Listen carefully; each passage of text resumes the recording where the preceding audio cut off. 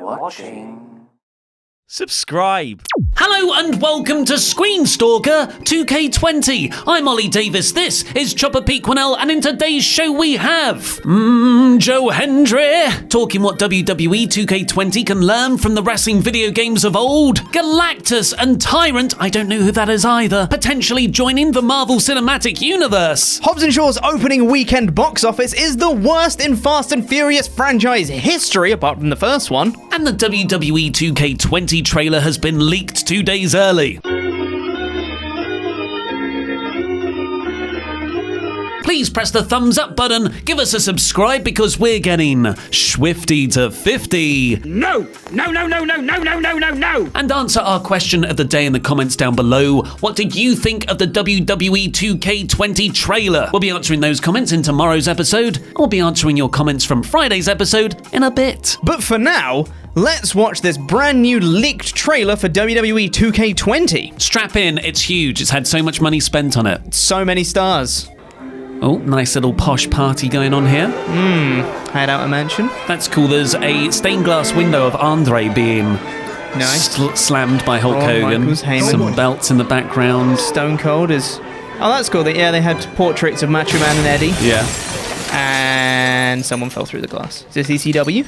It's Becky Lynch doing a sort of Superman pose. Velveteen Dream! Velveteen Dream's in it. That's cool. Sorry about your ceiling.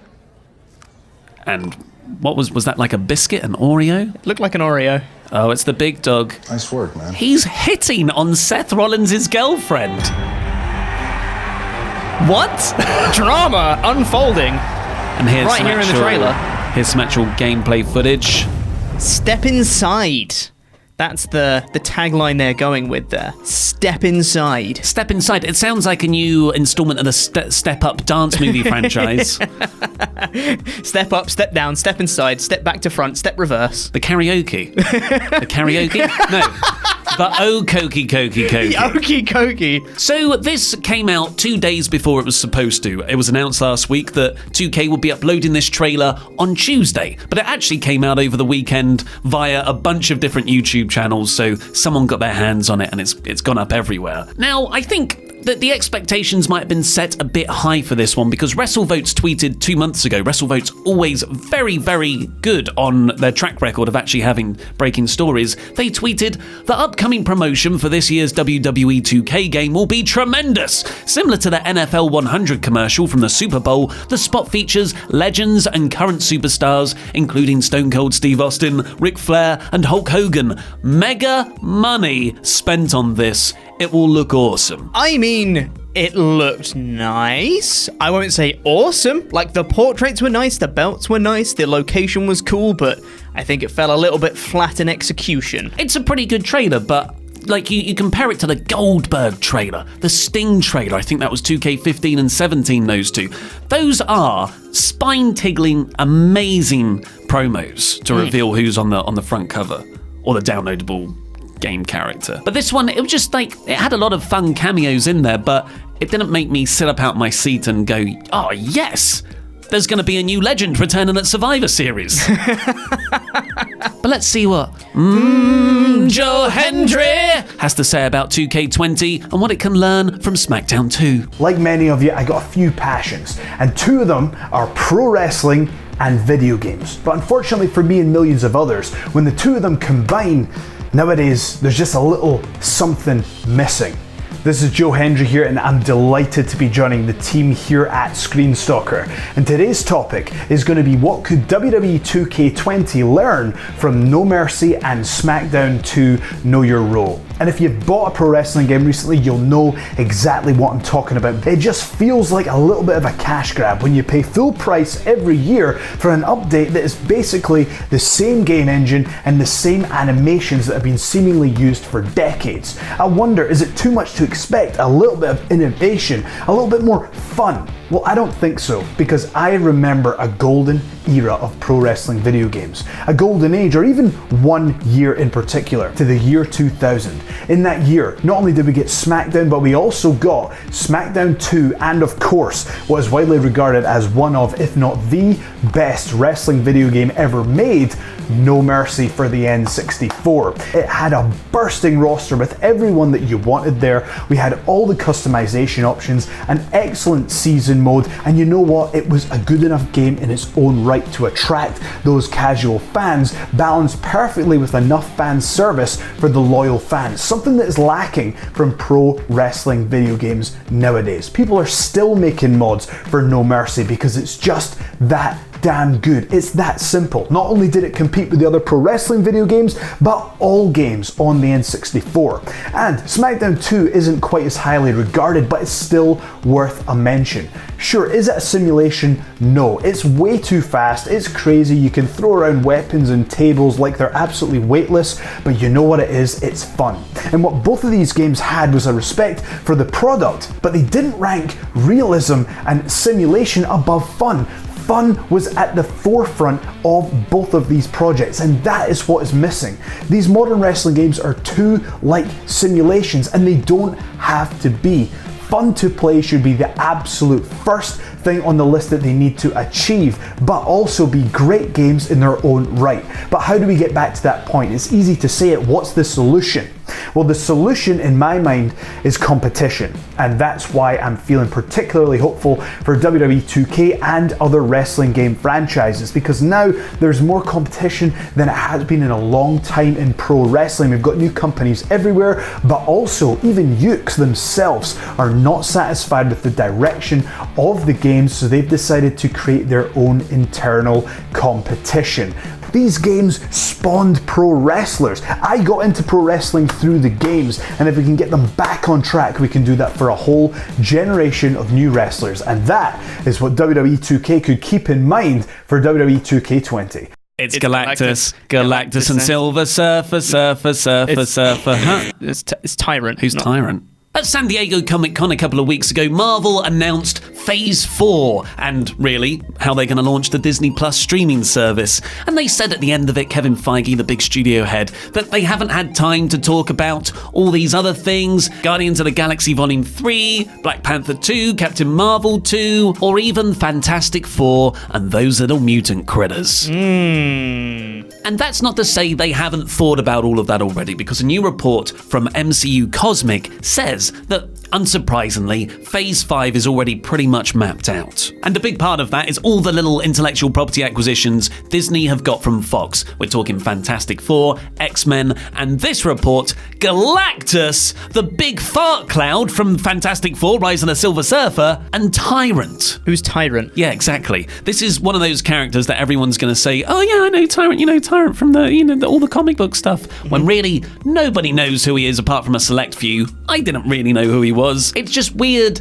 that you would go with this unknown character to side with Galactus when you've got Silver Surfer sitting right there, who is one of the more popular names in comic books, really. Yeah, and you've got the people who only really know the movie side of things will recognize the name Silver Surfer, even from the bad movie. They'll still recognize the name of the Silver Surfer, even if they haven't seen the movie. It was in the title of the movie. People will know the characters. I think it's much more of a recognizable presence than Tyrant. So MCU Cosmic writes, at some point in the near future, Marvel Studios plans to introduce the planet-eating Galactus, as well as one of his lesser-known creations, Tyrant. Pretty sure Tyrant is a Pokemon. Well, Disney have probably bought them too. Yeah, true. So if you don't know what Galactus is, he is this large super being. Originally was a mortal person, but then started eating planets. Had a bit of a binge weekend, and before you know it, he's 400 foot high and has a giant pink helmet. He's one of the more fantastical characters in the Marvel universe, in the comic books at least, because he's got such a outlandishly comic book look. And that's why when he was adapted for the Fantastic Four movie, the Tim Story ones in the mid-noughties, they didn't really know how to do it visually, so they just turned him into a giant gas cloud. It's not ideal, and especially for someone as big as Galactus, who's this giant supervillain presence in the entirety of the Marvel universe, to have him being beaten up by like a missile or something, and then he just went, and then that was it. But his whole deal is that he goes around and eats planets because he's a hungry Galactus, and he sends Silver Surfer to sort of herald his coming. But rather than Silver Surfer, according to MCU Cosmic at least, it's going to be Tyrant, who is a creation of Galactus. Galactus created him, and then Tyrant went rogue and turned into his own supervillain. They had a big war that destroyed loads of worlds. So now he's just going to be eating little snacks instead of whole planets. A big part of Phase 4 and Phase 5 and everything going on in the Marvel Cinematic Universe is the cosmic element to these things. Because not only have you got Guardians of the Galaxy Volume 3, which Thor's going to join in space as well, you've got Captain Marvel 2 and the Eternals. But regardless, even though we might not have Silver Surfer as a part of this, at least initially, I'm very excited to see a Kevin Feige Vision Galactus, because I think it's going to have the biggest, pinkest helmet you can imagine. Well, I mean, they've not exactly been faithful with the more outlandish costumes in the Marvel Universe. They've not exactly stuck to Hawkeye looking at you.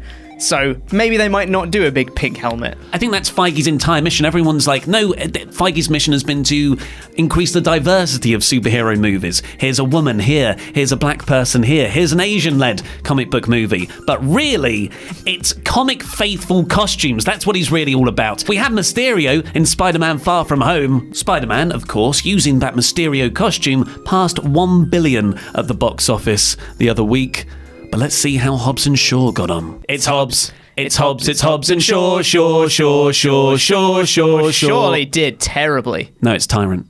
Hobbs and Shaw, which you can go and watch our review of and full spoiler Easter egg post-credits explained video from Friday, did the worst Fast and Furious franchise opening of just a paltry $60 million domestic. It's worth noting that this is actually still significantly more than some of the other big box office flops of the year. Men in Black International took $30 million. X-Men Dark Phoenix took $33 million. That's like double what these guys have got. So it's still a decent opening weekend. But it is, however, the worst of the Fast and Furious franchise, which I don't think that's what they're going to be hoping for with such huge names like Dwayne Johnson and Jason Statham in leading roles. But you've also got to think this is a spin-off franchise. Sometimes those perform much better than you would have thought, but it also takes time to build this separate property outside of the Fast and Furious Presents tagline at the top. And it still did $180 million global. Historically speaking as well, the Fast and Furious franchise does do very well in international waters. So hopefully this will still pick up over time because it was a fun movie. But let's see what your comments thought from Friday's video about the film. Rob Williams says, really enjoyed it. Fast 5 is the best of the lot, but this was great fun, and Deadpool impersonating Ryan Reynolds was brilliant. It's fantastic. Love Ryan Reynolds, love the movie, it's fun. Spoiler warning. Spoilers. Loki Dean says, so is no one going to mention that the evil voice sounded just like John Cena, who's supposed to be in the next Fast and Furious movie? This is interesting because nobody's talking how all over Hobbs and Shaw he is. He's in every single scene. I know. Did you not see him? But as a serious rebuttal to that, that evil disembodied voice has so many different voices. Like sometimes it's a woman's, sometimes it's a guy's, sometimes it's just a robot voice. I don't think you can say that's John Cena's voice. And then finally, David Gennaro says, I haven't watched a Fast and Furious in a while, but are we supposed to forget that Shaw killed that Asian dude unless something changed in recent movies? Yeah, but you know. Give and take. What's the death of one of your closest friends between friends, right? Family. We all have a few bumps in the road, don't you? You get past it. You just have a barbecue at the end of the film. So remember to answer today's question in the comments down below. What did you think of the WWE 2K20 trailer? And we'll answer that in tomorrow's episode. But for now, please press the thumbs up button and give us a subscribe because we're getting swifty to 50,000 subscribers still. And press the videos that have just appeared on the desk to catch up with the latest ScreenStalker things, including our review of Fast and Furious from Friday. I've been Ollie Davis. This has been Chopper Pete Quinnell. And remember, we're watching.